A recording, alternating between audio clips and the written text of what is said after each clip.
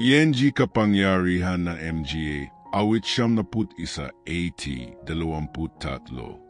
Panalangin NAMEY siyag mula SA, awit 71, 80, awit 23. Minamahal na Ama, Diyos ng kapangyarihan at kaluwalhatian, pumapasok ako ngayon sa iyong presensya nang may bukas na puso at sumusuko na kaluluwa. Sumisigaw ako sa iyo dahil alam kong ikaw ang Diyos na nakikinig, sumasagot at kumikilos. Ikaw ang aking kanlungan at aking kuta, ang aking tapat na pastol na hindi ako pinababayaan.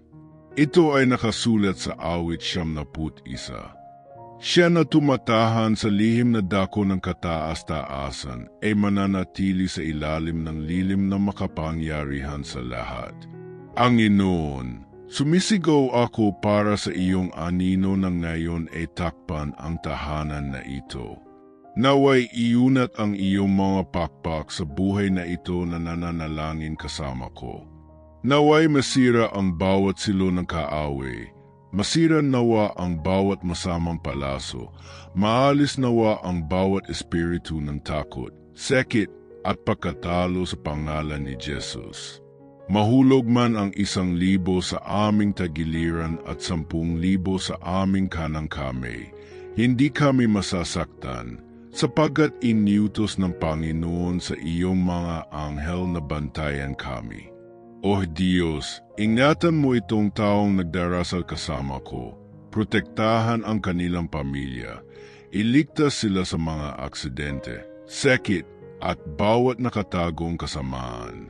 At ipinapahayag ko rin ang sinasabi ng awit 23. Ang Panginoon ang aking pasto, hindi ako magkukulang. Ama, kahit na ang taong ito ay dumaan sa lambak ng anino ng kamatayan, dalangin ko na madama nila ngayon ang iyong makapangyarihang presensya. Alagaan mo ng iyong kanang kamay, ibangon ang pagod, baguhin ang lakas ng pagod, palakasin ang puso ng nagdadalamhati. Pinahiran mo ng langis ang aming mga ulo at umaapaw ang aming saro. Maghanda, Panginoon, ng isang dulang ng tagumpay sa harap ng aming mga kaaway. Magdala ng probisyon kung saan may kakulangan. Magdala ng kagalingan kung saan may sekit. Magdala ng kapayapaan kung saan may digmaan. Ama, inihahandog ko ngayon itong tasa ng tubig na inilagay sa iyo ng may pananampalataya. Hawakan ito ng iyong kapangyarihan. Naway ang tubig na ito ay talaga at, kapag nainom, ay magdala ng kapayapaan sa isip, kagalingan sa katawan, at pagpapalaya sa espiritu. Naway maging tulad ito ng isang touchpoint ng pananampalataya, kung saan nangyayari ang mga himala. Panginoon, sa sandaling ito ako ay sumisigaw para sa agarang pagpapalaya.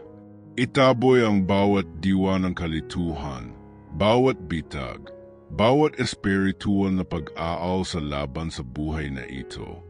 Damitan kami ng iyong baluti, Panginoon. Maglagay ng peder ng apoy sa paligid namin. O Diyos, nabubuhay kami hindi sa nakikita namin, kundi sa aming pinaniniwalaan.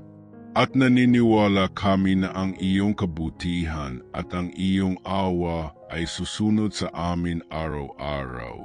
Kami ay tatahan sa iyong bahay magpakailanman. Alleluia!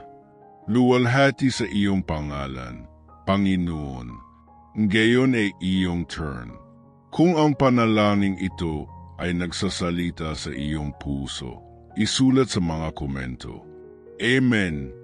Hallelujah. O ipahayag ng may pananampalataya, ang Panginoon ang aking pasto, hindi ako magkukulang. Ngayon, uminom ng iyong baso ng tubig ng may pananampalataya, na naniniwalang hinahawakan ng Diyos ang iyong buhay sa sandaling ito. Mag-subscribe sa channel at i-activate ang kampana upang makatanggap ng higit pang mga panalangin at mensahe ng pananampalataya araw-araw. Sama-sama tayo mamuhay sa ilalim ng proteksyon ng makapangyarihan at ginagabayan ng ating mabuting pasto. Pagpalain ka nawa ng Diyos at ingatan ka. Sa pangalan ni Jesus, Amen.